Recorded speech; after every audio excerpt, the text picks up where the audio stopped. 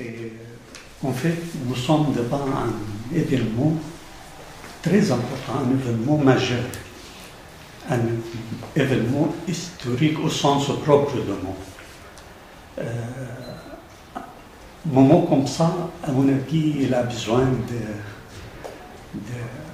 tout d'abord de fixer la terminologie, le vocabulaire, ou ce qu'on appelle une nomenclature.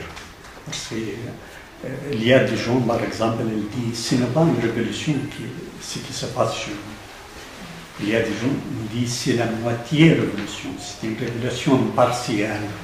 Il y a même des gens qui disent ce n'est pas une révolution du tout, c'est une crise. Alors, la première réflexion pour moi concerne le vocabulaire de la révolution. Et est-ce que les révolutionnaires, on a trouvé les mots exacts pour désigner leur révolution? C'est ce que je vois pour le moment, trois tendances dans cette première réflexion. Il y a des gens qui minimisent l'événement, il y a des gens qui minimisent ce qui s'est passé. Et ce sont des écrivains, ce sont des penseurs, ce sont des gens de grande qualité. Mais on va voir leurs raisons après. Par exemple, il y a un grand théoricien égyptien, il vit en France depuis plus de 60 ans, il s'appelle Samir Amin. Je ne sais pas si vous le connaissez. Lui, pour lui, ce n'est pas une révolution, mais selon ses propres termes, c'est plus d'un soulèvement, mais moins d'une révolution. Pour lui, pour dire révolution, on doit trouver trois choses. Tout d'abord, des changements de politique économique pour assurer la justice sociale, ce qui n'est pas arrivé jusqu'à maintenant. Deuxièmement, vraie démocratie qui permet de vraies participations, ce qui n'est pas passé aussi pour le moment. Troisièmement, indépendance nationale en face du système mondial. Et aussi, elle n'a pas arrivé le 3 points. Pour cela, pour lui, c'est impossible de dire on avait une révolution ou révolution. Il y a un autre grand Syrien, poète syrien, il s'appelle Adonis, il était candidat plusieurs fois prix Nobel. Pour lui, pour dire révolution, on doit avoir des changements culturels, révolution culturelle, et elle reproche par exemple la révolution syrienne parce que les gens, ils sortent de la mosquée, comme si c'est la liberté, il y a partout, les gens peuvent sortir des théâtres pour manifester ou des cinémas, ont préféré sortir de la mosquée. Il y a un autre écrivain tunisien, tous les Tunisiens le connaissent aussi, M. Afif Al-Akhdar, aussi, il ne croit pas que nous sommes en phase de révolution. Mais derrière tout ça, je crois qu'il y a certains gens, c'est la défense des régimes en place. Pourquoi on défend le régime en place? Parce que pour le 3, je crois, on pense que l'avenir il est plein de craintes pour les chrétiens, pour les communautés, les Kurdes, pour les minorités en général. On pense que les nouveaux régimes, on va avoir des islamistes, qu'on va dicter leur vision du monde, vision de comportement. Et c'est pour ça qu'on ne le dit pas, mais on préfère les régimes en place. Par exemple, l'exemple le plus clair dans ce domaine, le patriarche des Maronites libanais. Quand il était ici il y a un mois, il a rencontré M. Sarkozy, et après, il a dit publiquement, il a dit à M. Sarkozy que si le régime syrien tombe, il a beaucoup de craintes pour les chrétiens de la Syrie. C'est-à-dire, il défend clairement le régime en place. Et cela, il a gêné, il a fait peine pour beaucoup de monde, parce qu'un homme de religion, il doit défendre toujours les victimes. Les victimes aujourd'hui, ce sont population syrienne. Ce n'est pas certain que l'avenir en Syrie elle va causer des dégâts pour les minorités, mais pour le moment, il faut défendre, protéger les civils qu'on massacre chaque jour. Voilà, je donne des exemples pour la manière d'utiliser le vocabulaire, de désigner s'il y a une révolution, pas une révolution. Mais ce n'est pas tout. Il y a d'autres gens qui, parmi ces gens-là, moi-même, je trouve ce qui s'est passé, ce n'est pas seulement révolution, c'est plus. Mais on n'arrive pas à trouver le mot exact. Parce que c'est un rêve qui s'est réalisé, comme elle a dit, je crois, la ministre de la Culture libanais, M. Hassan Salama. Elle a dit c'est un rêve qui se réalise devant nos yeux. C'est incroyable. L'impossible est devenu possible aujourd'hui. Avec un tel régime, avec une telle atrocité, régime barbare qui massacre les gens, on arrive dans deux pays, la Tunisie, l'Égypte, renverser le régime. C'est comme le miracle. Malgré j'essaie d'utiliser des mots, on dit, séculaires, mais le mot miracle, quelquefois, il correspond à la réalité des choses.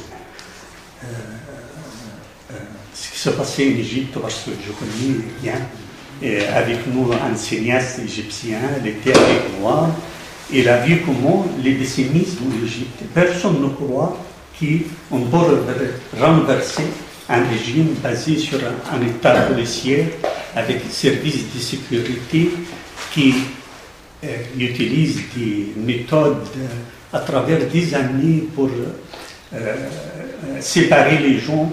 Même il y a une loi, plus de 5 personnes dans la rue, on a le droit de l'arrêter. Plus de 5 personnes. Alors, si on arrive à éliminer ce régime-là, ou ces gens-là, ou les têtes de régime, parce que les régimes restent jusqu'à aujourd'hui, et malheureusement, on a on pratique la même politique économique, sociale, sécuritaire aussi. Mais malgré tout ça, il y a quelque chose qui s'est passé. Les gens, on a osé. On a fait tomber la peur. La peur. Alors ça, pour moi, c'est l'esprit de la révolution. Je crois c'est Saint-Just, pour résumer l'esprit de la Révolution française. Il a dit un mot pareil. Il a dit parce qu'on a osé, on va continuer jusqu'à la fin, ou quelque chose comme ça. C'est, je cite, ma mémoire. Alors, je répète, ce n'est pas question formelle de dire comment on met la révolution, comment on met l'étape de ce... C'est pour moi quelque chose de très important, parce que si on arrive à donner de nom pour l'événement, c'est-à-dire on maîtrise le nom, on maîtrise ces événements. Mais si on tombe, par exemple, dans une magouille, dans une... chacun donne un nom à sa manière, cela va créer un état d'anarchie. On n'a pas besoin de ça. C'est pour ça, je pense, première réflexion pour moi, le nomenclature ou la nomination d'événements, c'est quelque chose de très important. On n'a pas encore, comme des gens participant à cette révolution, on n'a pas encore arrivé à trouver de mots exacts. Malheureusement, comme je dis, on n'a pas arrivé de trouver le nom. On dit par exemple révolution, on dit par exemple, il y a le régime aussi, il fait l'inverse, c'est-à-dire il impose son vocabulaire. Par exemple, ce qui se passe en Syrie, on dit la solution sécuritaire. Et tout le monde il tombe d'accord sans vérifier est-ce que c'est logique de nommer ça comme solution sécuritaire. Est-ce qu'on massacre les gens et après on accepte ça sous le nom de solution sécuritaire? Pour moi, c'est incroyable. Les gens, on accepte même l'État. Par exemple, l'État dit au régime syrien, les solutions sécuritaires ne passent pas. Mais je conteste tout d'abord, ça ce n'est pas solution sécuritaire. De tuer les gens comme ça chaque jour avec des canons, avec des avions, c'est le barbarie. Je trouve pas de bon.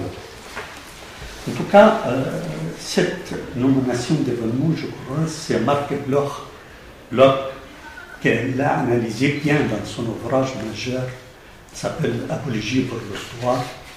Je profite pour dire que je viens de terminer la traduction de cet ouvrage. Elle va sortir aussi à la fin de cette année. Deuxième réflexion concerne les vraies raisons de cette révolution arabe. Parce qu'on a parlé beaucoup de choses, mais pour moi, je me souviens d'un auteur britannique, elle s'appelle, je crois, Tite Gore, en 1977, 70. Elle a fait un livre qui s'appelle Pourquoi les gens se révoltent. Elle a donné 3 raisons. Première raison, elle dit sentiment fort de l'injustice. L'injustice matérielle et spirituelle aussi. Deuxièmement, elle a dit la perte de légitimité pour le pouvoir. Troisième élément, c'est la présence d'atmosphère de colère, d'indignation nourrie par des poètes, d'écrivains, de journalistes. Je trouve les 3 raisons sont réunies pour la révolution arabe. Et elles sont présentes. Par exemple, on trouve chez nous un sentiment très très fort de l'injustice. Tout le monde on peut la trouver facilement. Deuxièmement, la perte de légitimité de pouvoir, c'est déjà fait depuis des années. Les gens, on a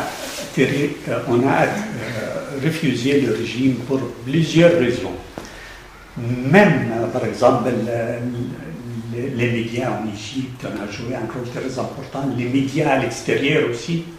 On a dit, par exemple, parmi les raisons de la perte de la légitimité de M. Moubarak, c'est les médias internationaux aussi. Et le troisième élément pour notre révolution, c'est la présence de courants révolutionnaires, contestataires. Il y a beaucoup de mouvements en Égypte, en Tunisie, par exemple chez nous, Harakat Kifaya, Harakat Sibril. Il y a beaucoup de monde à travers des années. Ce n'est pas seulement le fait de Bouazizi en Tunisie ou la mort de Khaled Saïd et la révolution s'éclate. Ça, c'est événement passager pour le. Mais il y a les structures de la société, elle nous aide à faire la révolution. Mais le problème, toujours, on se demande pourquoi la révolution n'a pas arrivé jusqu'à maintenant. Ça fait des années, les gens, on fait des analyses pourquoi la révolution elle est en retard, malgré tous les éléments dans la réalité prouvent que la révolution, elle doit avoir lieu. Pour moi, parce qu'il y a un facteur très important dans notre pays, peut-être les Français, on ne le sait pas assez, la force de sécurité chez nous, le système de sécurité dans tous les pays arabes. Nous avons des tas policiers qui dominent tout, de l'université, même celui qui voulait ouvrir un kiosque de journaux, tout ça, il passe par la sécurité. Alors l'impact des services de sécurité dans nos pays est énorme. Alors, ce n'est pas un hasard si notre révolution elle commence le 25 janvier, parce que c'est le jour de la fête nationale de l'abolition, ou le jour national, c'est le 25 janvier. Si les gens ont choisi ce jour-là pour descendre dans la rue, c'est-à-dire il y a un grand conflit, indignation contre les services de sécurité. Je crois qu'il y a un mot qui on l'a trouvé toujours dans la manifestation. Les gens ont cherché leur dignité.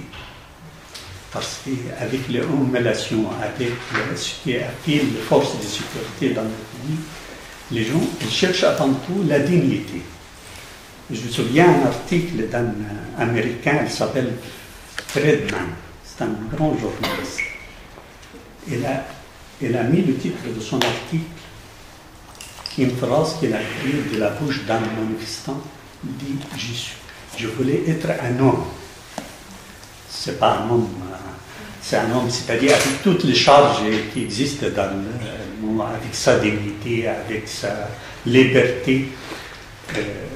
Je trouve le slogan la plus répandu, c'est le mot la dignité. Avec la liberté aussi, mais parce que ce qui a fait les services de sécurité dans nos pays, c'est énorme.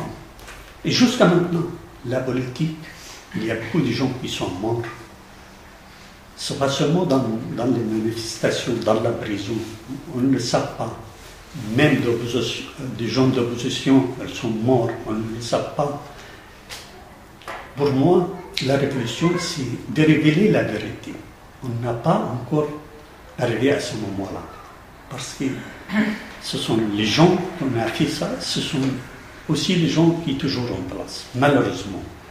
Mais malgré tout ça, je crois, on est dans le bon foi et c'est lui qui est descendu dans la rue pour renverser la tête du régime.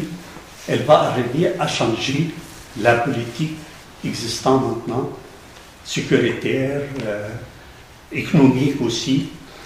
Et ce qu'on voit aussi à travers le monde, elle va nous donner aussi de confiance. Ce qu'on a commencé le 25 janvier.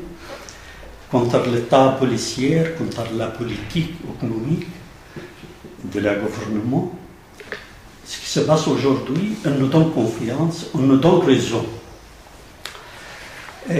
C'est là, deuxième réflexion sur les raisons vraies ou les vraies raisons de la révolte. Mais il y a la plus importante pour moi dans cette affaire-là, dans cet égard-là, c'est le sens de la révolution, la nature de notre révolution. C'est quoi exactement notre révolution? Est-ce que c'est la classe moyenne qui se révolte? C'est quoi cette nature?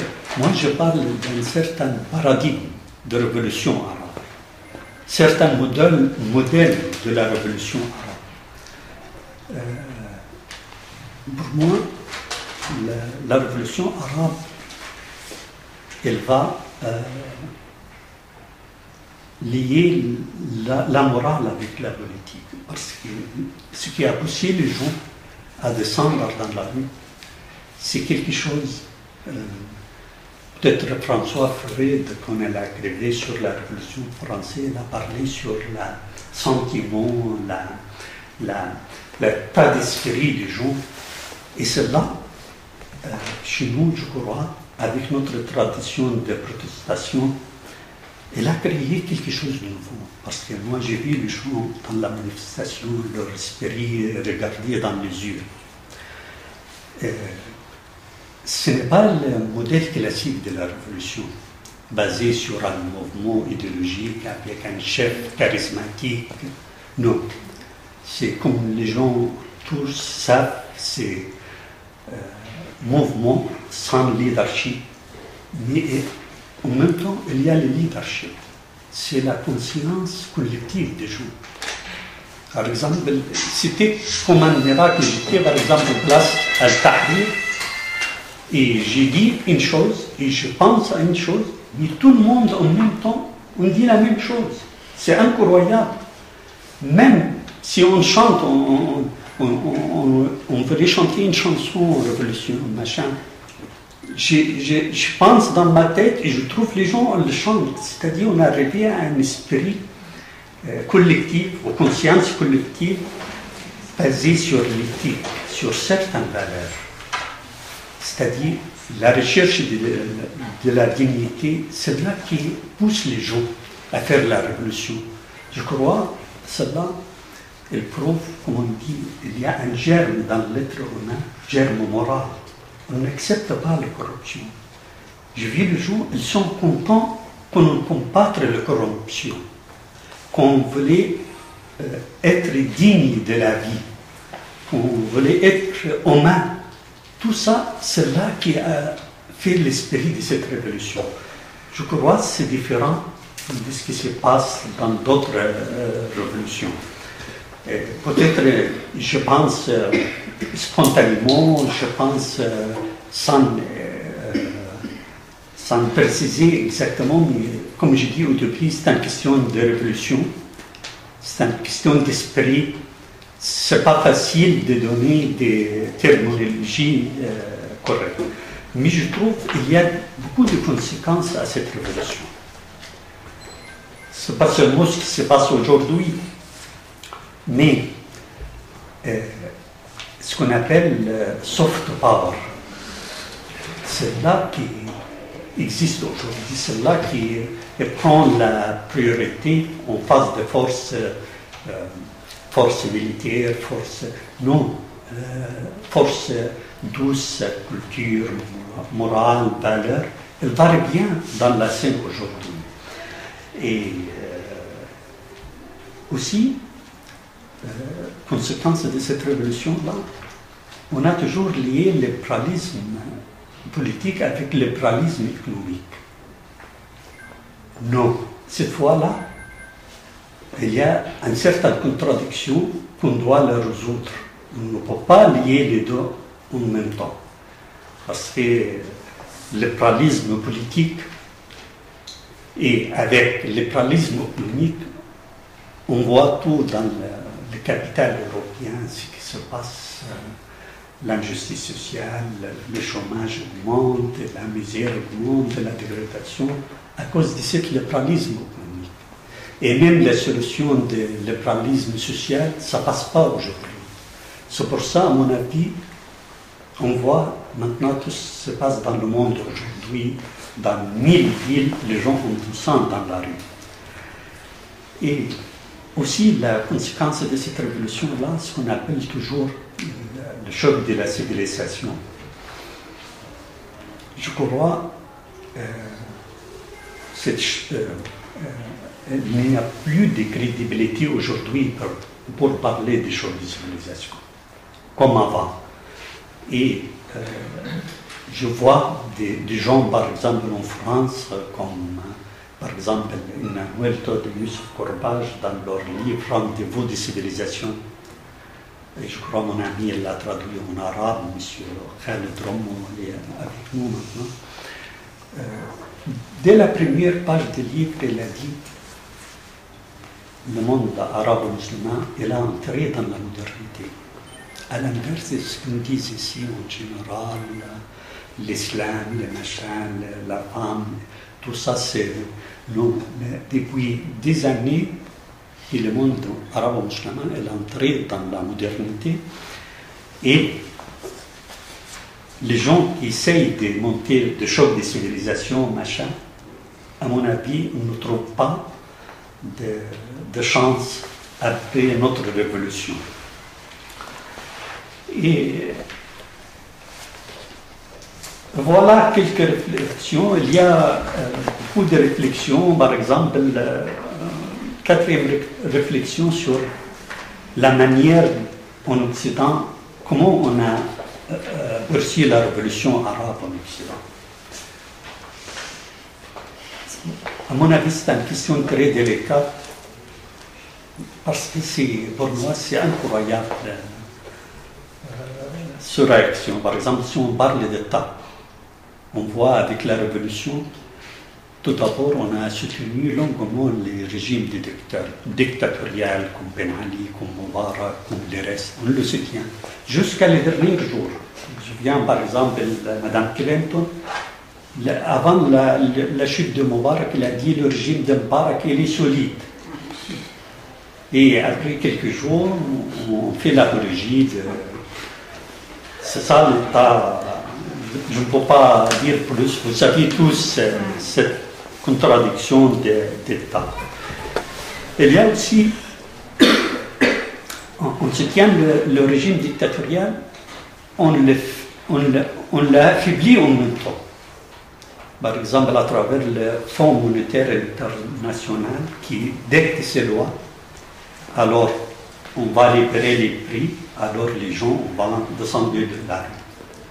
Même monsieur, celui qui a fait le scandale, monsieur Strauss-Kahn, il y a 2 mois avant la Révolution, je ne sais bien plus, il a dit, ce qui m'a étonné, déclaration très courageuse.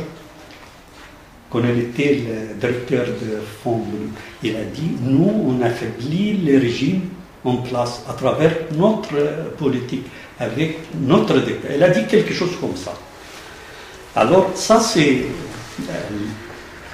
l'État. Mais si on va laisser l'État à côté, on parle de presse, médias, par exemple, Le Figaro, il a dit tout de suite, c'est la victoire de la valeur de la démocratie occidentale. Alors moi, quand j'ai entendu ça, j'étais en Égypte, j'avais un rendez-vous avec un groupe de gens, parmi les premiers qu'on a fait la révolution. On était dans un café, à côté place de Tahrir, j'ai posé la question, j'ai lu aujourd'hui dans le Figaro que votre révolution, c'est la victoire de la valeur de la démocratie occidentale. Qu'est-ce que vous pensez, vous? Et qu'est-ce que vous apportez, votre modèle pour le monde? Quelle est votre réponse à ça? La majorité, on était 10, ce sont des gens, garçons, 19 ans, 20 ans, 23. Alors, les gens s'indignent. Mais, comme je dis, alors, quel est votre rapport, vous? Comment vous voyez votre rapport dans cette révolution-là? Comment vous le distinguez? Il y a, je me souviens, une fille, elle m'a dit, je suis laïque, mais je vous dis, il y a quelque chose de divin dans cette révolution. Divine, sublime, divine, dans cette révolution. Et c'est ce que je crois. Je ne suis pas un homme de religion aussi, mais ce qui s'est passé vraiment, c'est il y a quelque chose pour les normes qu'on utilise, elle dépasse les normes qu'on l'accepte, on l'utilise aujourd'hui. Et il y a aussi, dans la réaction occidentale, on s'intéresse beaucoup aux moyens de réseaux sociaux, Facebook, machin. Jusqu'à, on dit, comme si le Facebook, c'est lui qui a fait la révolution. C'est un moyen de communication, les gens, on l'a utilisé bien, c'est vrai, mais pour avoir, si on a la justice, si la liberté, la dignité, alors, et on a la Facebook aussi, il n'y a pas de révolution. Pour avoir des révolutions, il y a des raisons structurelles, il y a des raisons passagères aussi. Le Facebook, il a aidé les gens à communiquer, mais objectivement aussi, on a oublié le mosquée-book, ce que j'appelle moi le mosquée-book. Parce que la mosquée, en Syrie par exemple, c'est un moyen, le jour de vendredi, moyen de communication aussi. Et en plus, ce n'est pas seulement moyen de communication, il est chargé d'histoire, de religion, de manière de protester.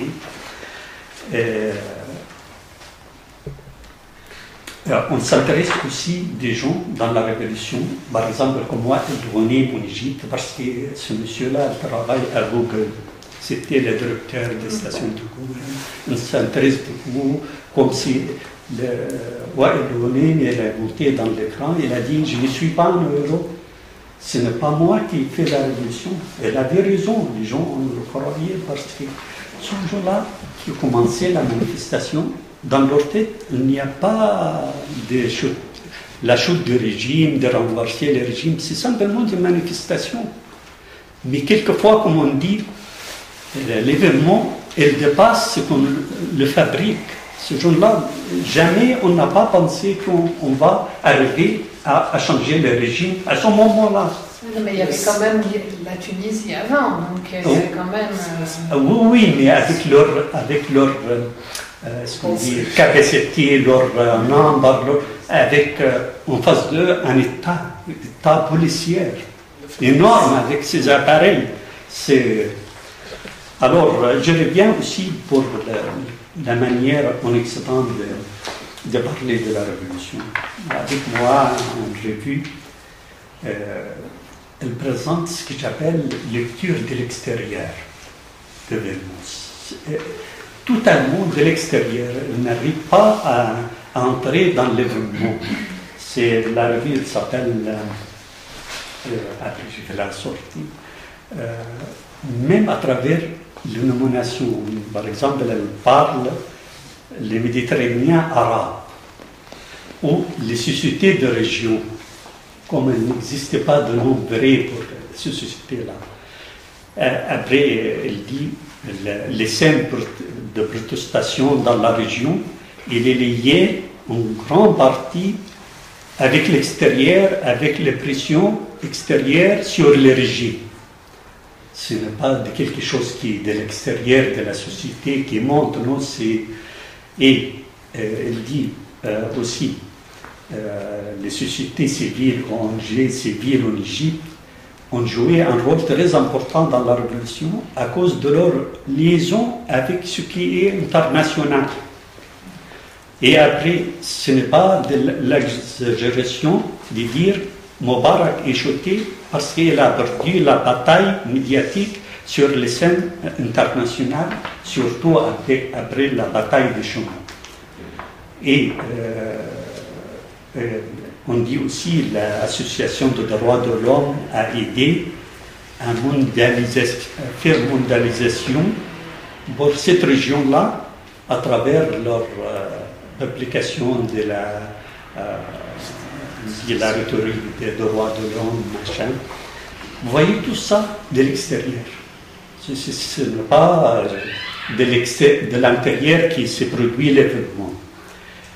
Et si on va revenir en arrière, on va trouver toujours l'islam et l'empêche société-là d'arriver aux démocraties. Ce sont des peuples asservis, on ne demande pas la liberté ni la dignité. Ce sont des peuples à l'extérieur de l'histoire, n'ont pas entré dans la modernité.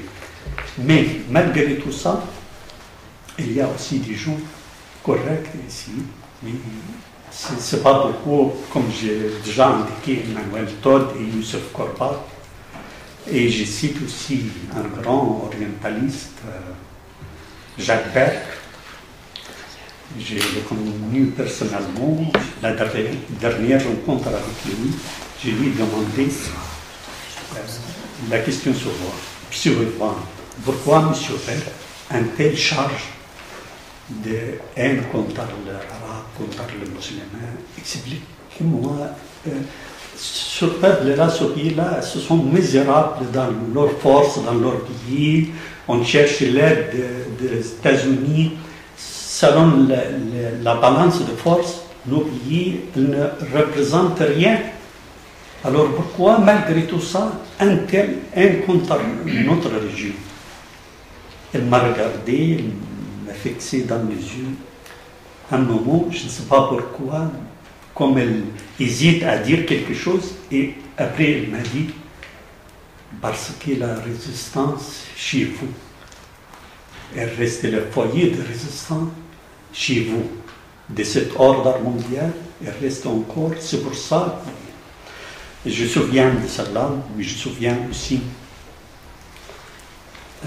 un stratège ici, il a dit, pour terminer, qu'est-ce que les Arabes apportent pour le monde actuel, pour la civilisation actuelle? Rien du tout. Oui, il a appris une formule célèbre chez un certain orientaliste britannique américain, il s'appelle Bernard Lewis. Il a dit, les Arabes n'ont rien apporté pour la civilisation actuelle. depuis le 19e siècle, on n'a rien donné. Toute la découverte scientifique, c'est l'Occident. Toutes les clés des sciences, c'est l'Occident et l'extra. Notre stratège en France, il a vulgarisé ce point de vue. Il a dit, les Arabes, on n'a rien apporté, sauf peut-être les merguez, le couscous. C'est ça qu'on a. Et moi, j'aimerais dire, aujourd'hui, avec la révolution arabe, et ce qui se passe aujourd'hui comme répercussion de cette révolution, on a apporté quelque chose. Et j'ai dit à ce moment-là, on a apporté pour le monde les 3 religions monothéistes sont le produit de notre terre, de notre ciel. Aujourd'hui, c'est une autre religion qui va naître à travers cette révolution. Je vous remercie. J'attends votre question.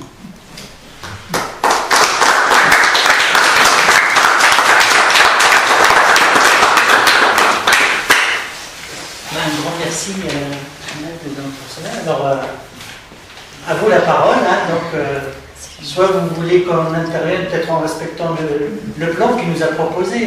Donc, il y avait les questions de nomination. S'agit-il d'une révolution, d'une insurrection, d'une révolte, etc. Donc, c'est un élément important parce que l'analyse en découle après. Quelle est la nature donc, le deuxième point qu'il a évoqué, la nature de cette révolution. Est-ce que c'est une révolution seulement pour manger? Est-ce que c'est fondamentalement une question de liberté, de dignité? Donc, c'est des questions fondamentales qui ont été évoquées par rapport à cette nature de la révolution. Et puis, la question de la perception de l'Occident, de ces mouvements de ces révolutions dans les différents pays arabes, etc. C'est-à-dire, sur ce point, bien sûr, il y a des personne de renommée comme Jacques Berck qui est connu par sa perspicacité par rapport à l'analyse, etc. Je rappelle aussi il était le traducteur d'une très belle traduction du Coran. Donc c'est un élément très important. C'est un connaisseur de l'intérieur. Il connaît l'arabe beaucoup plus fortement que des arabes eux-mêmes. Et puis il a donc le sens de l'analyse, c'est la raison pour laquelle vous a donné cette réponse. Et puis, mais aussi insister peut-être par rapport à la perception de l'Occident. Bien sûr, les États, on ne peut pas attendre grand-chose des États occidentaux, aussi bien pour le cas de la Tunisie, l'Égypte et maintenant la Syrie. Il y a un peuple qui meurt et puis on regarde comme ça, peut-être notre ami Khaled peut en parler sur la Syrie, mais surtout aussi, malgré tout, il y a le soutien des peuples occidentaux, malgré tout, c'est-à-dire le peuple occidental a distingué des États occidentaux et il y avait des tas de manifestations de soutien, donc des révolutions arabes qui continuent donc jusqu'à maintenant. Je pense qu'il faut aussi les saluer. Voilà. Je vous laisse la parole. Si vous voulez qu'on fonctionne comme ça, par rapport à vos questions, vous intervenez comme vous voulez. Vous la parole. Sinon, je vais parler encore. Allez-y. Après la Tunisie, l'Égypte et la Libye. Maintenant, les Syrie et le Yémen. Qu'est-ce qu'il faut voir pour les Syrie et le Yémen actuellement? Pour l'avenir, ce sera évidemment la même chose. C'est le régime qui commence par couler le sang. Personne ne l'accepte. Parce qu'il y a des gens qui dit on va faire certaines réconciliations entre l'opposition et le régime. Moi, l'Égyptien, je n'accepte pas le régime syrien pour le moment. Alors, qu'est-ce que les Syriens disent eux-mêmes? Quand on voit les massacres, les barbaries, c'est incroyable. Et malgré ça, on trouve des tas qui défendent ça. Je n'arrive pas à comprendre la logique des Russes et des Chinois. Je n'arrive pas à comprendre leur... Je sais qu'il y a d'intérêts stratégiques, machin, mais dans un état comme ce qu'on voit en Syrie, c'est quel intérêt, quelle logique, c'est incroyable. On est être humain si on accepte pour avoir un certain intérêt stratégique ou vente d'armes, on accepte ce qui se passe en Syrie. Alors, pour moi, pour millions de gens, les Russes et les Chinois, on a beaucoup aujourd'hui dans le monde arabe, et surtout l'Iranien, qui soutient farouchement le régime. Et l'avenir va révéler, quand le régime tombe, il y aura un certain renversement de rôle dans notre région.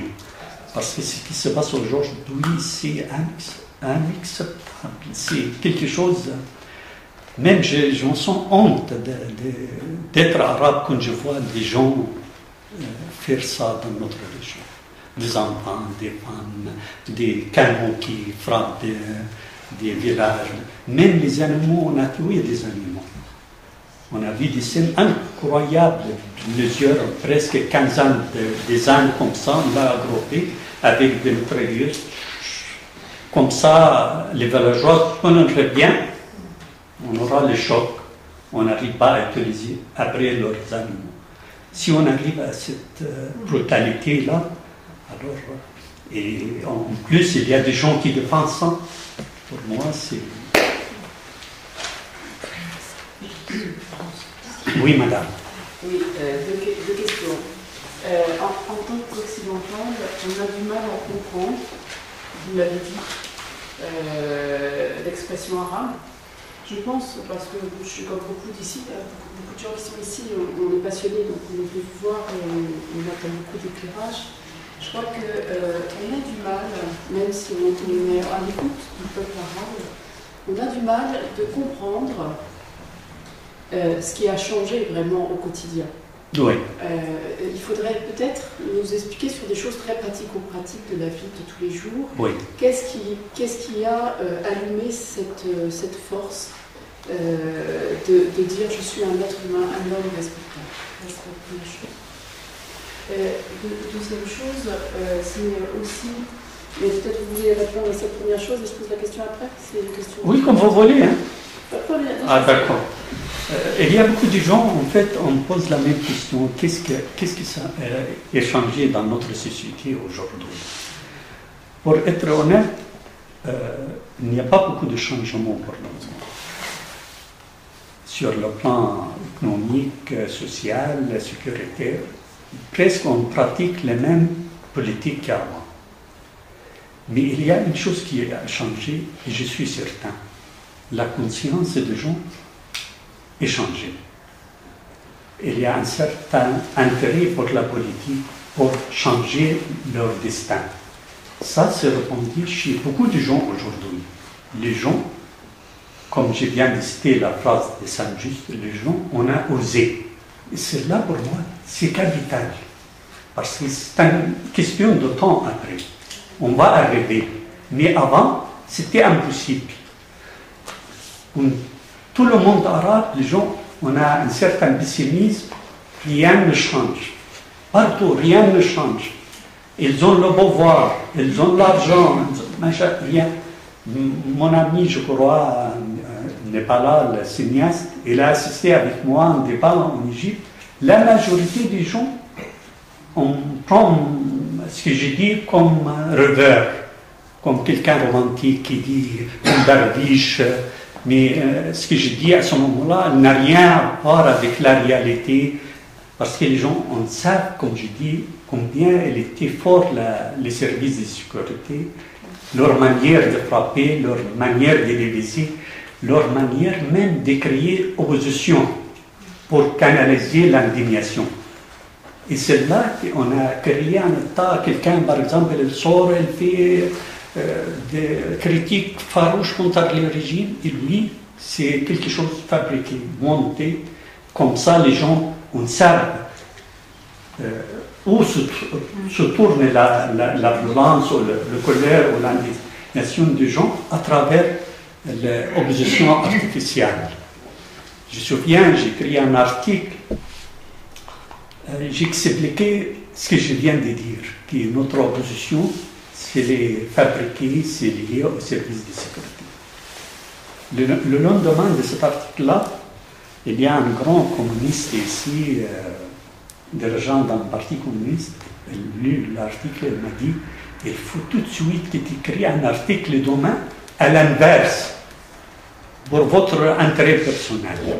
Sinon, tu auras beaucoup de répercussions. J'ai dit, monsieur, j'écris ce que je pense, ce qui est dans mon cœur, et je vois les choses comme ça, je ne change pas. Mais il a raison, après j'ai souffert beaucoup.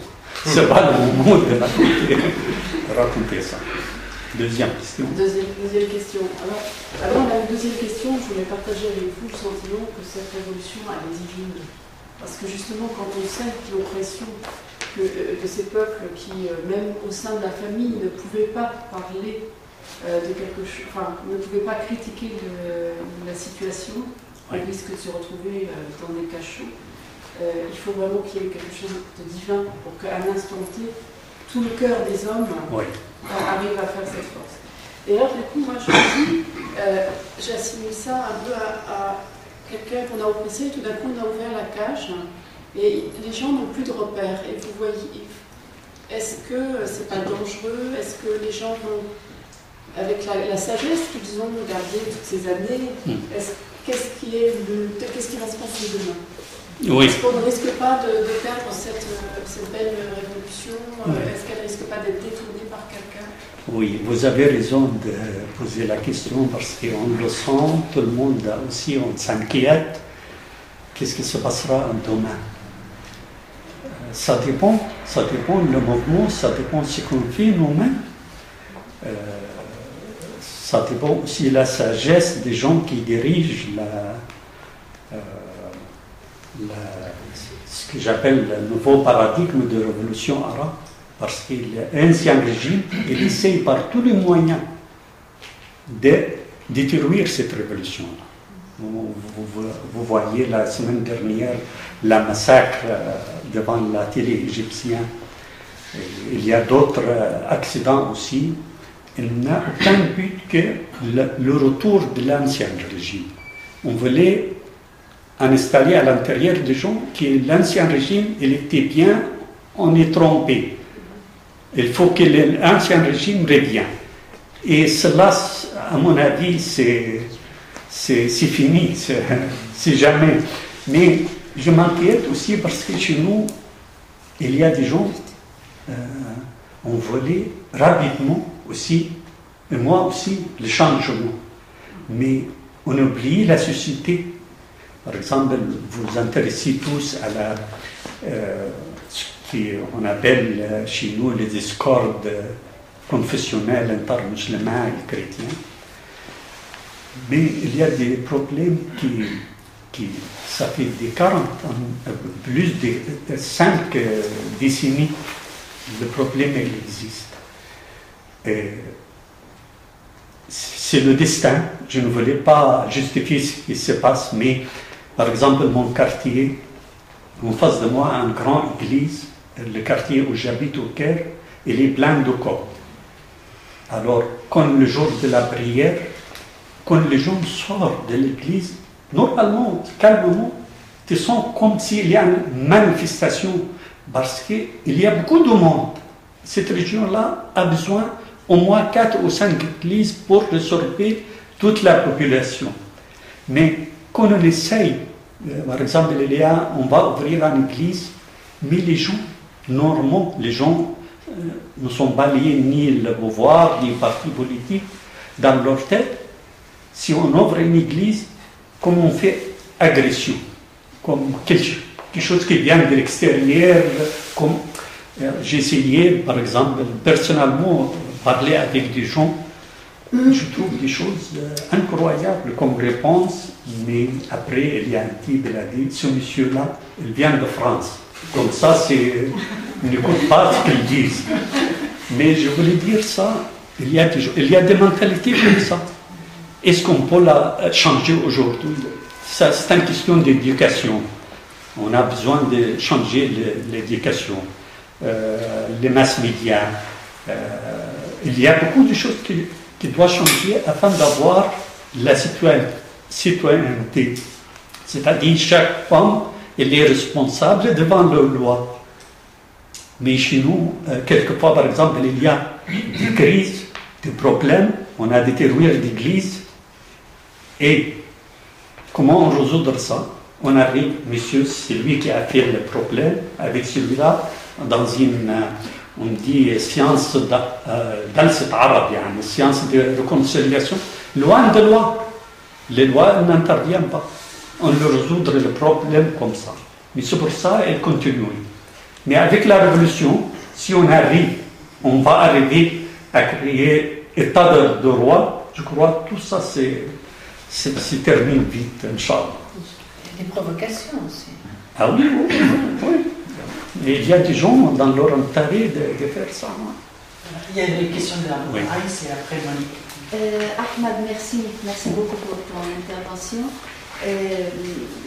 J'avais envie de dire quelque chose avant, mais quand Madame est intervenue, vraiment ça va un peu dans ce sens-là.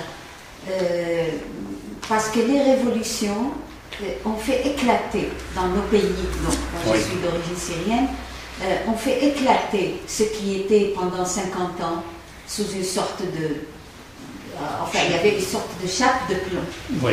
Mais nos régimes, ce qu'ils ont fait, ce qu'il faut dire à nos amis français, qui sont affectivement et politiquement avec nous, nos régimes ont tout fait, nos régimes militaires, ils ont tout fait pour nourrir quelque chose qui ne fait pas partie de nos sociétés. C'était des greffes. C'est-à-dire les conflits entre les... Moi, je refuse même de dire qu'il y a une minorité. Une minorité chrétienne. Ça veut dire quoi?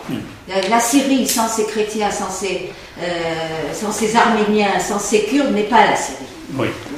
Et la même chose, l'Égypte, sans les Coptes, ce n'est pas l'Égypte. Donc nous, on refusait d'utiliser le terme minorité. Pour nous, c'est le peuple égyptien, c'est le peuple... Mais ce qui s'est passé, c'est que tous nos régimes militaires ont tout fait pour jouer sur ce problème. Et Nasser a commencé depuis Nasser déjà. Il a commencé à opprimer les minorités, ce qu'on appelle minorités chrétiennes, pour qu'après, ils disent qu'il est le défenseur de ces minorités. Alors que lui-même, il peut provoquer des problèmes. D'ailleurs, on a découvert comment le ministre de l'Intérieur égyptien, c'est lui qui avait encouragé à brûler une des églises. Donc, c'est ce qui s'est passé en Syrie depuis 50 ans. C'est-à-dire les chrétiens, les musulmans, les chiites, les alaouites, les chiites, les sunnites. Excusez-moi, dans ce cas-là, vous trouvez correct que les chrétiens ou les patriarches des maronites défendent le régime syrien? Oui, mais voilà. Mais malgré vous dites. Mais Ahmed, c'est pour dire à nos amis aussi, c'est qu'ils ont créé des problèmes qui n'existaient pas. Et ils sont en train de dire, nous sommes les défenseurs des minorités. Si on part, ces minorités vont être en danger. Alors nous ne comprenons pas ce langage. C'est-à-dire, tout le peuple syrien, tout le peuple égyptien était en danger. Sous ces régimes-là. Et c'est maintenant qu'il va être libéré avec ses minorités et ses majorités. Et c'est ça que beaucoup de gens ne veulent pas comprendre. Maintenant, ça ne veut pas dire que les 50 ans de régime militaire n'a pas créé des problèmes qui n'existaient pas.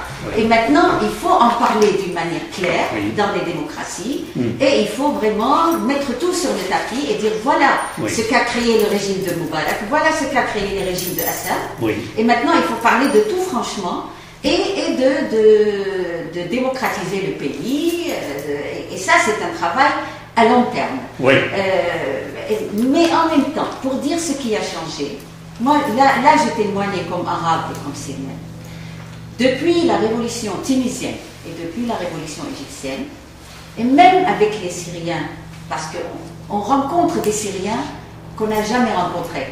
C'est pour te dire, c'est-à-dire que 50 ans, il y a des Syriens qu'on évitait de voir. Et maintenant, on se rencontre ici, en France. Mais pour les Égyptiens, on écoute à la télévision, donc sur Al Jazeera, ce que malheureusement on n'écoute pas beaucoup ici. Des intellectuels égyptiens, des intellectuels tunisiens, des critiques de ce qui se passe, de ce qui s'est passé. On n'osait même pas rêver à ça avant les révolutions. Donc ça, c'est un changement, mais quotidien. Oui. Donc je tenais à dire ça. Ah, oui, je suis tout à fait d'accord avec vous, madame. Madame, oui, moi, ce que je... Lié à tout ce qui est dit et les réponses y compris que vous apportez, la question qui me vient, c'est dans les révolutions arabes en général, bon, égyptienne en particulier aussi, c'est le rapport des gens qui sont en mouvement actuellement, oui, grâce à des moyens très modernes et tout, et la population en profondeur, dans les campagnes, un petit peu partout, parce qu'il me semble que ça, si ça doit bouger, si ça doit évoluer, si ça doit se consolider, c'est qu'il faut que ce monde-là, ces gens qui sont dans les campagnes et tout ça, soient aussi derrière. Oui. Et souvent, c'est quand même là, on voit un petit peu partout. Alors peut-être que je raisonne avec ma... Oui.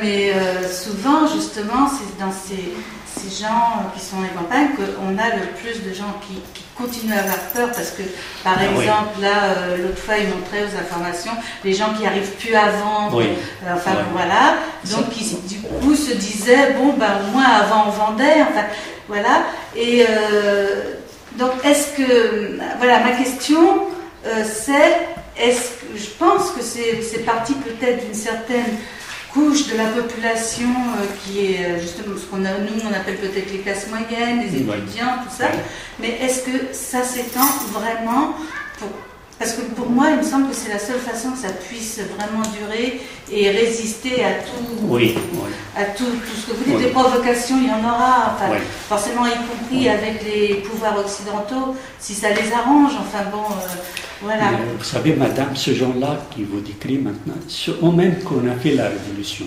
Ce n'est pas seulement la jeunesse, l'élite, c'est quelques milles qu'on a descendu. Si il reste ce mille tout seul, la police peut l'arrêter dans seule nuit. Mais la révolution s'est passée quand ce jour-là qui était décrit, il descendit dans toute l'Égypte. Il y a des jours qui 18 millions dans la rue. Alors moi je confiance cette catégorie des gens dans la campagne ici, les gens privés de leurs droits, ils ont une conscience incroyable. On comprend bien, on analyse bien. Tu vas trouver quelqu'un qui cultive sa terre, pour moi, il est mieux qu'un prof à l'université de Caire. Vraiment, moi j'ai confiance en ce genre-là, mais quelquefois, comme je dis, les gens, on cherche toujours les fruits de la révolution. On attend la fruit. Il y a des gens ils souffrent dans leur vie, et avec la démagogie, la manipulation de l'ancien régime, vous voyez, on est en sécurité avec mon parent. Vous voyez, qu'est-ce que la révolution a apporté pour vous? C'est le manque ici, là-bas. Même la conflit ce qu'on appelle entre chrétiens et musulmans, on colle aussi sur le dos de la révolution. C'est la révolution qui a apporté cette tension-là. Mais c'est la démagogie. Mais il y a une chose que je n'ai pas parlé, c'est les militaires, le rôle des militaires. Les militaires, comme on dit, on n'a pas tiré sur les gens au début de la révolution. Ça c'est vrai, on a sauvé la révolution. On n'a pas fait comme il fait l'armée syrienne. Mais avec quel prix? C'est ça la question. On a sauvé la révolution, mais en même temps, on a suspendu la révolution. Dans leur tête, dans leur logique, comme militaire, la question de sécurité. Et je crois que cette question-là, c'est important pour tout le monde en Égypte, parce que on pense à la sécurité eux-mêmes. On ne veut pas que le peuple participe à cette sécurité nationale. C'est eux-mêmes qui pensent qu'est-ce que c'est la sécurité et c'est eux-mêmes qui agissent. Et c'est là qui est le fond du problème aujourd'hui. Et il y a des moments, on voit dans n'importe quelle critique comme menace de la sécurité nationale. J'ai déjà écrit 2 fois qu'il faut en Égypte changer la doctrine de la force, la doctrine de sécurité, changer la mentalité, parce que ce n'est pas logique d'avoir la même doctrine depuis 60 ans, elle-même aujourd'hui. Et c'est là, au fond, le problème. Leur manière de comprendre les choses, c'est différent de la logique de la révolution. On voulait petit à petit, étape par étape, surtout avec aussi la pression l'extérieure. C'est là énorme. Chaque quelques mois, il y a une délégation de l'armée américaine, elle vient pour rencontrer les militaires en Égypte. Et dès qu'il y a une rencontre, chez nous en Égypte, on sent le danger tout de suite. Parce qu'on dicte leurs lois. Et avec les militaires, on ne peut pas discuter. Il n'y a pas la démocratie, l'armée c'est l'armée, l'ordre c'est l'ordre. Moi, je vous raconte une histoire paradoxale, bizarre. J'étais étudiant à la fac en Égypte, j'ai passé 4 ans pour étudier la philosophie. J'étais avec la manifestation contre le régime de Sadat. Et après, j'ai entré l'armée pour passer mon service militaire. J'ai resté 2 mois, 3 mois. J'étais dans une région à côté de Caire.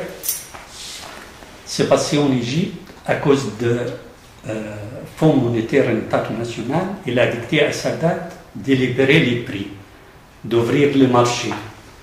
Alors Sadat il a commencé à faire ça. Alors s'éclate en Égypte une grande révolution, comme ce qui s'est passé en janvier 1977. Et c'est une vraie révolution. Et je pense que le destin m'a mis 2 fois dans le cours de révolution. Mais cette fois-là, on nous a donné l'ordre pour descendre, tuer les gens. J'étais parmi les gens avec un ceinture de balles vraies balles. Et malgré on a dit, on n'a pas donné d'ordre. Moi, j'ai occupé une place dans un quartier qui s'appelle Chobraltem, parce qu'il y a beaucoup d'ouvriers qui travaillent dans cette région-là. J'étais à côté de la voiture de notre chef. Quelqu'un, un petit grand degré, il a dit, écoute, si les ouvriers arrivent, frappez dans l'air. Si elles commencent encore, frappez dans les pieds. Si elles commencent encore, alors au plein fouet. J'ai entendu ça, moi.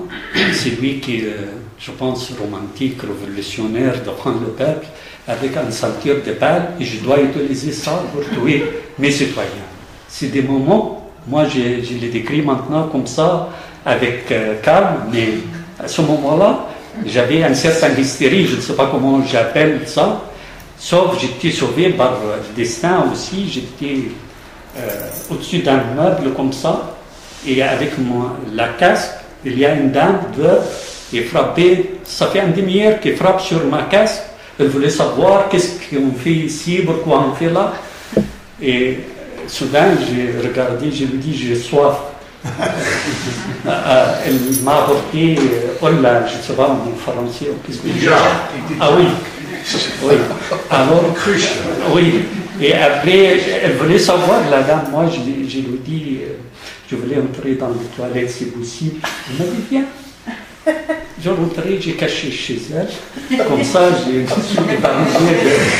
Et elle ouvre la fenêtre, elle me raconte ce qui se passe dans la place. Quand elle arrive à faire les saluts militaires, il y a un moment chaque. Alors je suis sorti comme ça, le chef m'a dit Titio. Tout de suite, je n'arrive pas comment la réponse. Je vous mets, monsieur, je vous mets là-bas.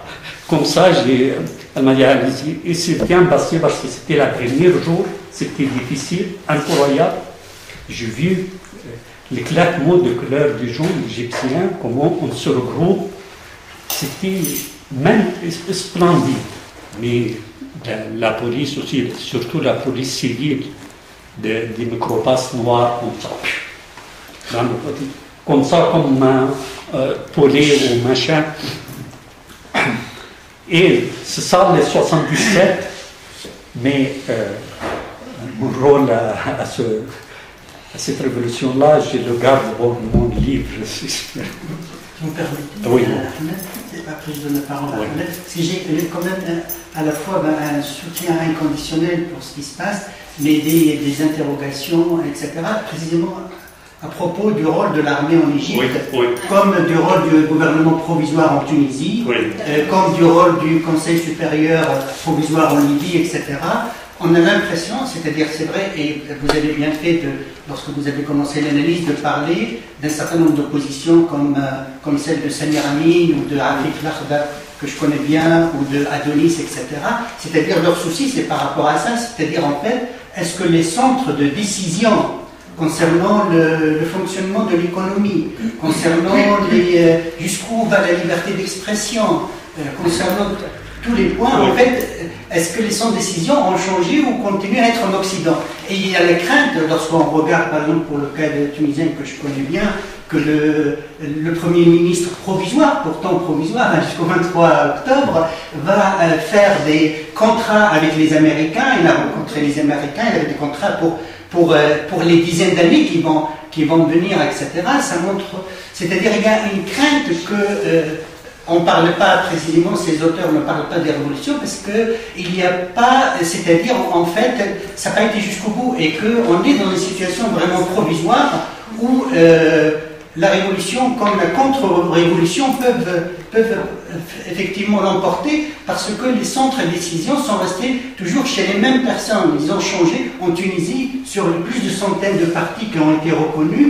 Plus de la moitié, c'est les anciens de Ben Ali. Donc ça prouve bien, et qui vont se présenter aux élections. Pourtant, ce parti-là de Ben Ali est dissous, mais il n'empêche que donc, le Premier ministre actuellement provisoire, il a fait de telle sorte que les mêmes restent. Lui était lui-même ministre de Ben Ali.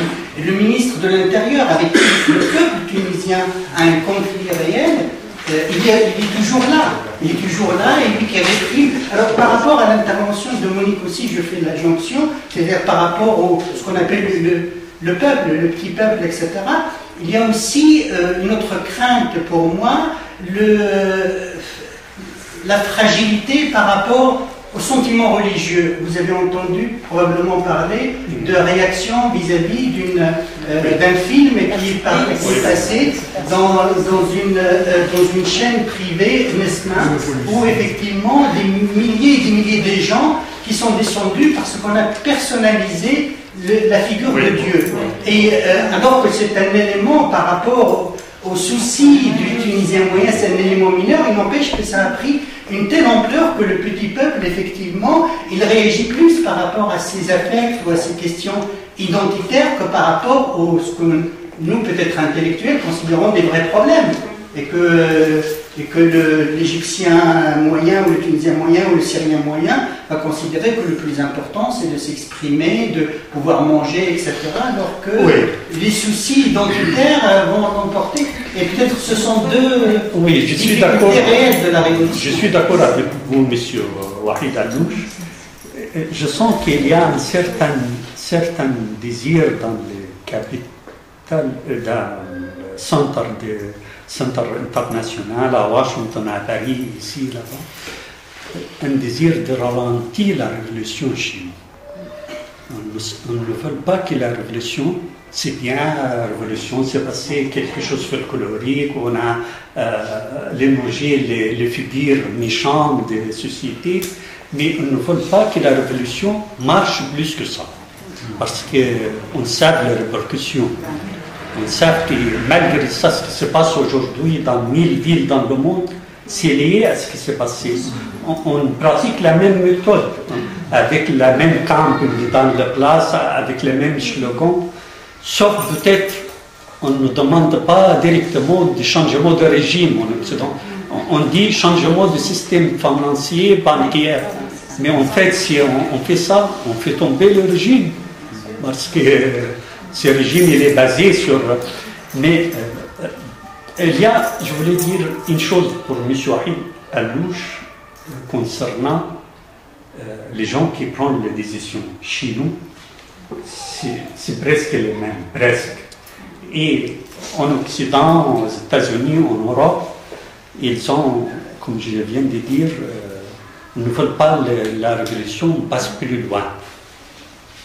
On ne veut pas, même la révolution touche l'Arabie saoudite et le Golfe. Malgré, à mon avis, elle va arriver parce qu'on vit dans un moment nécessaire, moment historique, c'est dit. Et là, c'est roi. Vous saviez qu'on s'est passé ça en Tunisie. Les premiers jours, moi j'écris à mes amis. Je sentis, je ne sais pas pourquoi, je ne suis pas prophète. Ce qui se passe en Tunisie, ce sera une grande révolution, ce n'est pas seulement pour la Tunisie. Et à ce moment-là, tout le monde me dit l'Égypte, ce n'est pas la Tunisie, la Libye, nous ne sommes pas l'Égypte. Mais il y a des slogans qui sont sortis dans la révolution tunisienne. Moi, j'écris à mes amis, si on sort des slogans comme ça, par exemple, en arabe, التجديل استحقاق يا عصابة السراق. Je ne sais pas comment le traduit mon ami Mustafa. L'emploi est un droit, bande de voleurs. Bande de voleurs, quelque chose comme ça. Mais la révolution, elle va commencer comme ça. J'écris, elle va étrangler les systèmes économiques internationaux, ou l'ordre économique international. Et c'est pour ça qu'il y a une crainte de nos révolutions. Parce qu'elle a le régime de changer le monde. Je ne voulais pas exagérer notre révolution, mais parce que le monde, actuellement, il vit mal. Il vit la tête en bas, les pieds en haut.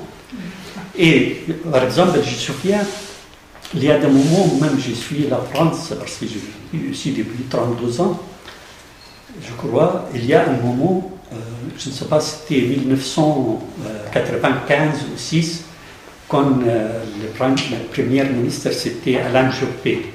Il y a une crise économique ici, les grèves partout. 15. Oui. Et lui, il fait des négociations avec le patronat, afin de faire demande concession, mais avec le refus de patronat. Je me souviens, une phrase, elle l'a dit à Alain Juppé, menaçant le patronat, il a dit, attention, l'exigence morale, peut-être elle devient de loi, elle se transforme de loi.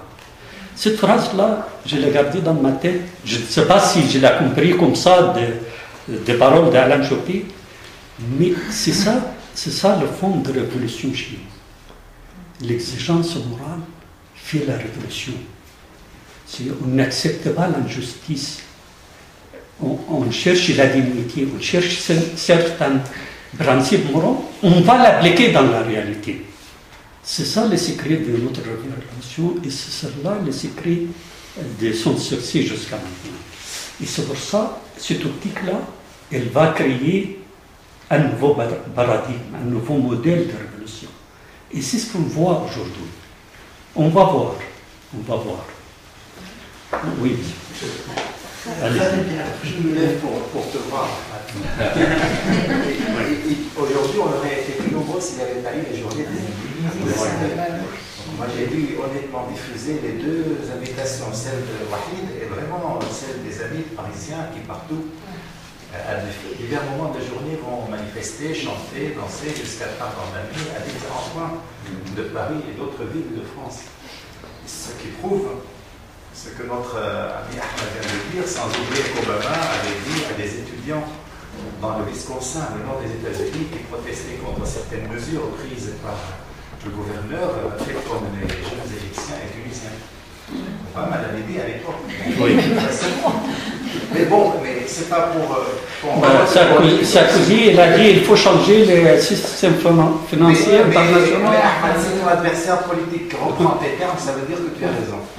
C'est ça le sens, c'est pas pour qu'on vote pour Sarkozy et pour Obama. Bref, il y a deux points que tu as évoqués, et enfin il y a beaucoup à dire.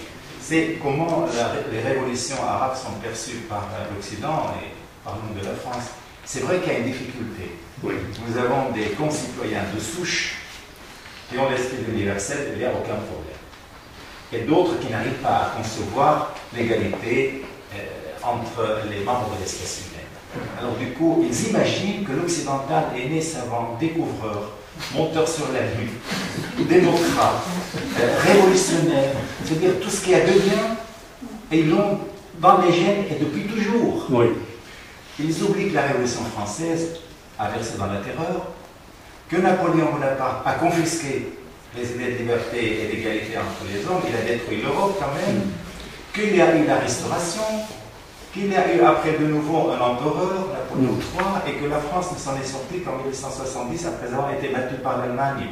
C'est quand même quelque chose à méditer. Oui. Un siècle après seulement. Sans oublier que le 19e siècle a généré le colonialisme, qui est aux antipodes de l'idée révolutionnaire, l'égalité entre les humains. Et que l'abolition de l'esclavage a été rétablie même par... Bon, bref. Donc, je crois que les Français de souche, pour parler comme qui ont des difficultés à comprendre ce qui se passe de l'autre côté de la Méditerranée, sont dans une sorte de sentiment de supériorité évidemment regrettable pour eux, hein, parce qu'il est sûr et certain que depuis que les révolutions ont commencé, notre perception, notre arabité a changé. Je suis français depuis 20 ans, je le serai jusqu'à la fin de ma vie, et je suis syrien, donc arabe. Et mon rapport à mon autre culture a changé depuis qu'il y a eu les révolutions. À la limite, parfois, quand je regarde une chaîne occidentale, où je lis un journal, et où il y a des bêtises, avant c'était un couteau dans mon cœur, parce que j'ai cherché mon identité auprès de ce peuple qui m'a accueilli. Maintenant, vraiment, ça m'est complètement égal. À la limite, ça m'indiffère. Je dis des bêtises, mais c'est là-bas que ça se passe. Ouais. C'est là-bas que ça se passe, et alors, côté changement, pour rencontrer les interrogations de madame, l'Égypte n'est pas sur pied encore. Ouais. Mais chaque fois qu'il y a une déviation, le peuple manifeste de nouveau. Ouais. Quand il y a eu la loi sur les partis politiques et les élections, que le conseil militaire a fraudé, il y a eu l'opposition totale. Et du coup, le conseil militaire a dû reculer. Sur le plan extérieur, le régime égyptien actuel a empêché une deuxième invasion de Gaza. Ça, il ne faut pas qu'on l'oublie. Parce qu'Israël était vraiment prêt de nouveau envahir Gaza. Et le conseil militaire a dit non. Vous voyez, c'est très important. Alors imaginons l'Égypte bien sur pied. Son importance dans la région, sur la scène internationale, mais pour les Égyptiens, sera beaucoup plus grande. Mais c'est pour te demander comment tu anticipes. Non pas sur le mode d'un rêveur romantique, mais vraiment sur le mode d'un réaliste qui croit qu'il faut tous les jours s'engager et croiser le fer avec les forces de la réaction. Je termine en disant que, au sujet du massacre contre les Coptes, les Égyptiens, de toute éternité, il y a un Copte sur la chaîne de Jazeera qui a dit, égyptien donc, il a dit ces choses-là n'arrivaient pas avant 52. La date de la révolution, entre guillemets, de Nasser, qui a instauré le régime militaire. Qu'avant, cette ambiance-là était absente en Égypte. Il n'y avait pas ça. Et parallèlement, il y a un opposant syrien qu'on a assassiné dans le nord de la Syrie, un kurde syrien, Mash'al Tammo, qui a donné une conférence à Malakoff, dans une même salle, il y avait des opposants syriens, Michel Kilo qui parlait, Faïd Sarah qui parlait de cet opposant, qui ont dit que cet opposant a donné une conférence dans la même salle à Malakoff, intitulée de la fraternité historique entre Kurdes et Arabes que le régime militaire a détruit. Donc vous voyez, c'est un parallèle avec la question copte musulman en Égypte. Comme quoi, avant les régimes militaires, les pays se portaient bien, mais ce sont les régimes militaires, comme l'a dit Raïs, qui ont vraiment détruit le tissu de la société. Oui, je suis tout à fait d'accord avec vous, Taleb, parce que la nature humaine, on ne sait pas distinguer la nature humaine, c'est presque partout, c'est la même nature. Même dans la révolution, pour dire qu'il y a de nouveau chez nous, la révolution par exemple en Syrie, on a fait slogan en kurde, on a dit vendredi Azadi, vendredi de la liberté. On a sorti aussi vendredi saint, Le musulman, il a sorti ce slogan Vendredi Saint, comme slogan chrétien. Chez nous, en Égypte, dans la révolution après, en fait, j'ai vu les gens vraiment incroyables. Il n'y a pas de couleurs différentes, il n'y a pas de quelqu'un qui prétend mieux que l'autre. Tout ça, ça n'existe pas. Il y a un slogan, on dit toujours une seule main, yad wahda, une seule main. Tout le monde, on le répète. Quelqu'un, il m'a dit, Moubarak, avant son départ, il était effrayé quand il entendit ce slogan-là. Quand il entendit, les gens ont dit une seule main, celle-là, il savait qu'il va jeter. Aussi les croix et les croissants. Oui, non, dans la réalité, vraiment, par exemple, moi, je parle des choses que j'ai connues. Par exemple, le frère du patriarche le pape Shnoud à Troyes, son frère, c'était mon voisin. Et il est mort maintenant. Mais vraiment, notre relation avec lui, c'est incroyable. Elle est dans ma tête toujours. Par exemple, quand mon père il voyage, par exemple, c'est lui qui est responsable de nous, spontanément, sans prétention, machin, il le fait normalement. C'est-à-dire, je vois les relations entre le copte et les musulmans passent normalement en Égypte. Mais, malgré ça, il y a une certaine culture. Il est nourri à travers les années, année après année. Et aussi, n'oubliez pas, quelquefois, des facteurs extérieurs, c'est-à-dire qu'il y a des guerres. La guerre de Bush, par exemple, en Irak, elle a laissé des traces énormes sur la population. Parce que cette guerre-là, on l'a présentée comme des guerres de l'Occident. Vous voyez comment il y a croisade. Il y a quelquefois le rôle de l'Occident, de l'extérieur, elle n'aide pas les chrétiens arabes. Elle ne l'aide pas. Et elle les met en situation difficile. Et c'est pour ça, je trouve que c'est une question complexe. Elle a besoin de temps, mais elle a besoin aussi de patience. Parce que tout le monde, après les révolutions, chacun voulait tout de suite la solution. Tout de suite. Sinon, ce n'est pas seulement les chrétiens, je ne parle pas des médecins, des ouvriers, toutes les catégories de société privées de leurs droits. On dit c'est le moment d'avoir notre droit ou non. C'est ça qui est créé. Par exemple, les militaires n'arrivent pas à diriger les pays. Moi, je vois dans leur discours, quelquefois, je sens une certaine sincérité, mais ils n'arrivent pas à diriger les pays avec pression de l'extérieur. Par exemple, les États-Unis voulaient changer les doctrines de l'armée et vexer les nouveaux ennemis, voulaient l'armée égyptienne, par exemple, base d'efforts pour attraper en Somalie, au Djibouti, les gens qui fait attaque sur les navires ou machin comme ça. Ils voulaient, par exemple, oui, l'armée égyptienne elle doit changer ses visas. Et c'est ce que je vois, les gens qui sont en place maintenant n'acceptent pas ça jusqu'à maintenant. Mais quand même, ils acceptent d'autres choses. Par exemple. Ah oui, tout à fait. Oui, monsieur. J'ai remarqué, après la révolution arabe, égyptienne, il y a eu quand même quelques changements. Oui. Dans les usines, ils ont augmenté les salaires. Oui. Les enseignants ont été augmentés. Oui. Enfin, c'est des petites choses. Hein. Oui. Mais enfin, c'est déjà un résultat. Oui. Et je crois, depuis la révolution arabe, on peut dire, par exemple, en Espagne, la place Madrid a fait un peu pareil. Oui, hein. Oui. En Italie, il y a des mouvements aussi assez conséquents. Oui.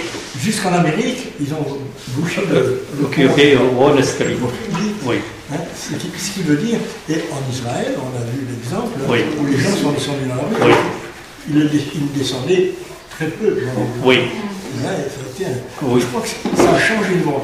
Bon, j'en ai eu tout de suite l'intuition, quand j'ai vu ces révolutions, je me suis dit le monde va changer. Oui. Et je crois qu'il est en train de changer.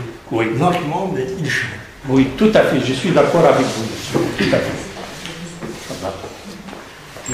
Oui.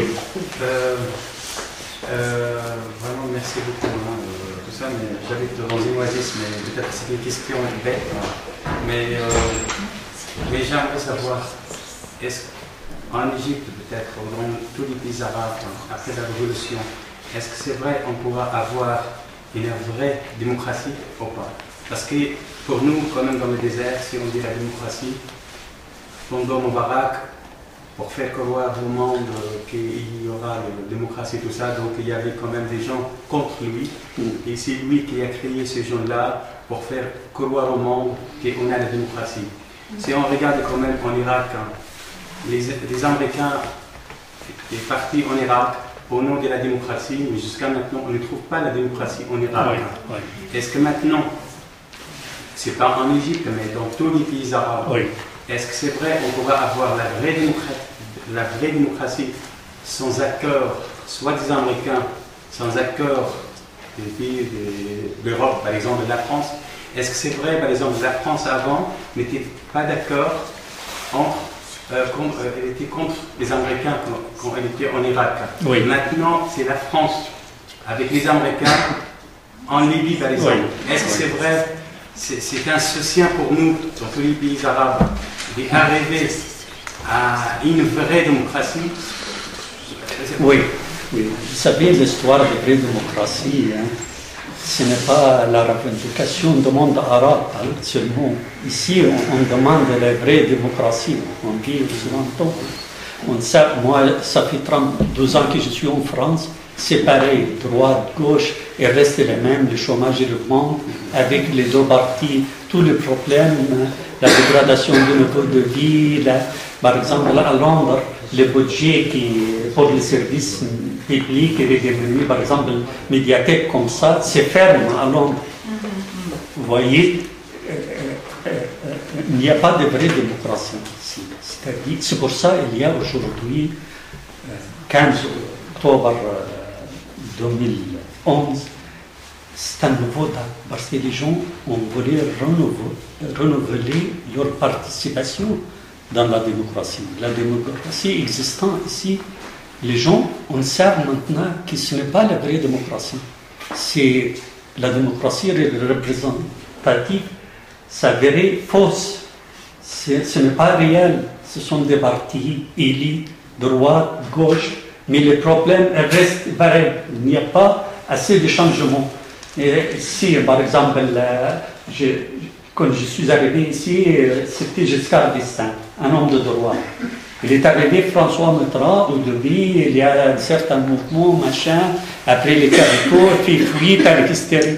Après, il fait rappel à l'ordre, on vient comme avant, même quelquefois, bien qu'avant. Chirac, c'est-à-dire la nuance entre les partis ici, ce n'est pas au nord, les réalités elles-mêmes, les gens, leurs moyens de vie, ça détériore, et la démocratie existe. Alors, c'est pour ça, dans mon conférence, j'ai dit, moi, je n'ai pas développé par démocratie ou le libéralisme et le libéralisme économique et le libéralisme politique. Cette contradiction, on doit trouver une solution aujourd'hui. Avant, on a fait une solution, un certain théoricien, il s'appelle von Hayek, il a dit le libéralisme social. C'est-à-dire le libéralisme avec un peu d'aide pour les diminuer, machin. Mais cela, aujourd'hui, même cela, ça n'existe plus. Alors, il faut trouver des solutions de ce paradoxe-là entre le libéralisme politique et le libéralisme économique. Il faut trouver des solutions. Et je crois que la France, je dis ça avec regret, c'est le pays les moins parmi les pays européens qu'il y a beaucoup d'énergie, beaucoup de force pour arriver à changer cette chose. Par exemple, en Espagne, il y a des mouvements très forts. en Italie, d'autres. Mais la France, malgré la France, pour moi, elle est apte, elle est capable, avec sa tradition révolution. Le pays qui a fait la révolution française et le pays qui a fait aussi la révolution de 48, 1848, elle a des traditions. C'est elle qui est héritière l'âge de Lumière aussi. Pourquoi ne guide pas, elle, la scène internationale de ce domaine-là, à cet égard-là? Moi, je m'interroge, je ne trouve pas de réponse pour le moment. Merci, je ne veux pas jouer le rôle de censeur, mais comme il y a une partie artistique tout à l'heure, je ne sais pas si vous avez vraiment des questions urgentes. Sinon... Oui, il faut que la démocratie évolue aussi. Oui. Il faut qu'elle évolue peut-être ici en France, parce que... C'est ce que les gens demandent. C'est que la démocratie actuelle, voilà. Il y a la stagnation. Voilà. Mais les gens ont voulu participer plus. Par exemple, mon ami, j'ai oublié de répondre à Magdi, il a dit on va trouver des vraies révolutions en Égypte. Et moi, j'ai vécu cette révolution, cette démocratie, grâce à Tahrir pendant les 18 jours de la révolution. Vraiment, c'est la démocratie. C'est même, je dirais, la Grèce ancienne, la cité ancienne de la Grèce. C'est l'agora, le peuple tout entier dans la place, il dicte ses lois. Il change. Et si on n'arrive pas à canaliser ce mouvement-là et le trouver, parce qu'on est toujours, c'est une question de quelques mois, on n'a pas encore saisi l'essentiel, on n'a pas encore amené ce qui est essentiel pour avoir une forme politique. Tout ça, ça existait pendant la Révolution, elle va exister. Je veux assurer une écran réel. L'avenir, c'est pour nous. L'avenir, c'est pour nous. Oui. Je voulais juste intervenir sur la... Oui, très vite. Sur le mot révolution, soulèvement, révolte, etc. Moi, avant le 17 décembre, j'ai eu une discussion avec Ahmed que je sentais que je suis ni observateur, ni journaliste, ni rien du tout. Je travaillais chez Renault, je suis retraité, donc je suis qu'un observateur et un acteur un petit peu de l'extérieur de ce soulèvement en Tunisie, notamment parce que je suis tunisien d'origine. Donc, il s'agit bien sûr d'un soulèvement. La révolution, ça va se faire, mais il nous faut du temps. Ce n'est pas une révolution. La révolution arabe, on dit le printemps arabe et une révolution, c'est pas la révolution. La révolution, elle se construit là. Et il nous faut 5-6 ans peut-être pour la faire. La démocratie aussi, comme disait monsieur, et il nous faut du temps. Voilà. Tout à l'heure, juste une question. Là, vous avez dit sur le Premier ministre provisoire en Tunisie que c'était un membre du parti de Ben Ali. C'est faux, monsieur. Il est resté 2 ans sur le gouvernement. Il faisait partie d'un autre parti d'opposition, mais il n'a jamais été ministre de Ben Ali. Il était ministre chez Bourguiba, mais chez Ben Ali, il est resté. Je ne fais pas partie d'aucun parti. Je suis mon parti avant. Je me suis mis à mon compte depuis fort longtemps, donc voilà. Donc c'est un soulèvement et c'est pas une révolution. La révolution arabe, d'une façon générale, va se faire avec la Syrie, avec l'Égypte, avec la Tunisie, etc. On dit une phrase célèbre, la guerre, ça commence dans la tête. Moi, je vous dis, la révolution, ça commence dans la tête. C'est déjà commencé. Justement, tu as tout à l'heure cité un philosophe ou un essayiste anglais de 1970 qui a cité 3. Donc c'est ça. C'est-à-dire ces ingrédients-là ont été bien sûr assemblés pour ce monde arabe. Et il y a eu bien sûr une prise de conscience. Il y a aussi l'usure du pouvoir arabe d'une façon générale, trentaine, quarantaine, etc. Et puis un soulèvement populaire. Voilà. Bon, sur ces notes optimistes.